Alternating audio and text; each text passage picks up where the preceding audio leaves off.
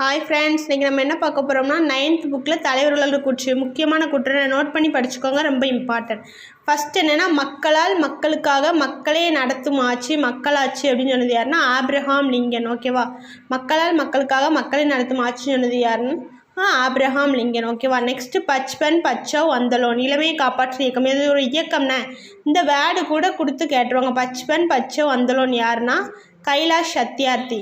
Next ஒரு மனிதனுடைய உரிமை அச்சுறுத்தப்படும் போது ஒவ்வொரு மனிதனுடைய உரிமையும் குறைக்கப்படுகிறதுன்னு சொன்னது ஏன்னா ஜான் எஃப் கென்னடி.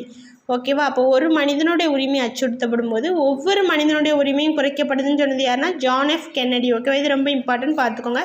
நெக்ஸ்ட் இந்தியாவின் ஆன்மா கிராமங்களில் வாழ்கிறதுன்னு சொன்னது யாருன்னா காந்தியடிகள்னு. இது ரொம்ப இம்பார்ட்டன்ட், 9th புக்கில் இருக்குது. ஓகேவா? இந்தியாவின் ஆன்மா கிராமங்களில் வாழ்கிறதுன்னு சொன்னது யாருன்னா காந்தியடிகள். ஓகேவா?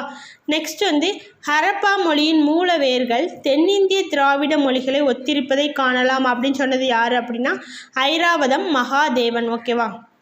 அப்போ ஹரப்பா மொழியின் மூலவேர்கள் தென்னிந்திய திராவிட மொழிகள் ஒத்திருப்பதை காணலாம் அப்படின்னு சொன்னது யாருன்னா ஐராவதம் மகாதேவன். ஓகேவா? சிந்துவெளி அகலாய்வில் வருவாங்க.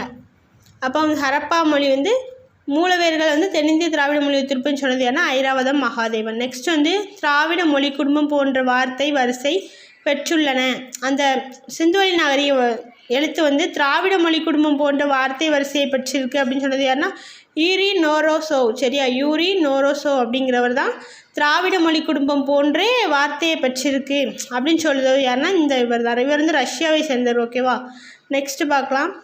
இந்தியாவுடன் நடைபெற்ற மிளகு வணிகத்தால் ரோமனி நாட்டு செல்வம்லாம் கரைந்து போயிட்டுன்னு சொல்லிட்டு ஒருத்தவங்க வருத்தத்தோடு சொல்லியிருப்பாங்க. யாருன்னா பிலினிங்கிறவங்க. இயற்கை வரலாறு அவங்க எழுதிய புக் எதுனா இயற்கை வரலாறு. ஓகேவா? லத்தீன் மொழியில் அந்த நூல் எழுதப்பட்டிருக்கும், இயற்கை வரலாறு. இது இம்பார்ட்டன்ட், பார்த்துக்கோங்க. ஓகேவா?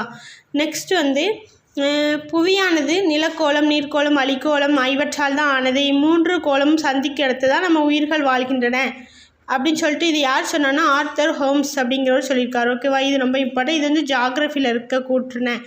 ஓகேவா? இதை நோட் பண்ணி படிச்சுக்கோங்க. நெக்ஸ்ட் ஒரு உண்மையான மக்களாட்சியில் 20 பேர் குழுவாக அமர்ந்து செயல்படுத்த முடியாது. கீழ்நிலையில் உள்ள ஒவ்வொரு கிராம மக்களாலும் செயல்படுத்தப்படுவது அப்படின்னு சொன்னது காந்தி. ஓகேவா?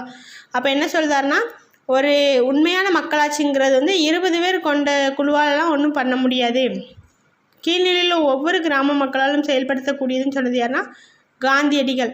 ஓகேவா? இதை ஃபுல்லாக நோட் பண்ணி படிச்சுக்கோங்க. இதெல்லாம் ரொம்ப இம்பார்ட்டன்ட். ஓகே ஃப்ரெண்ட்ஸ், இந்த வீடியோ பிடிச்சிருந்தா லைக் பண்ணுங்கள், ஷேர் பண்ணுங்கள், கமெண்ட்ஸ் பண்ணுங்கள், சப்ஸ்கிரைப்